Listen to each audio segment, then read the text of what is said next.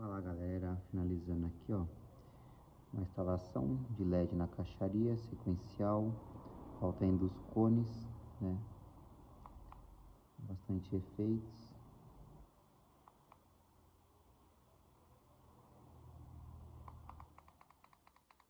Consegue regular a velocidade.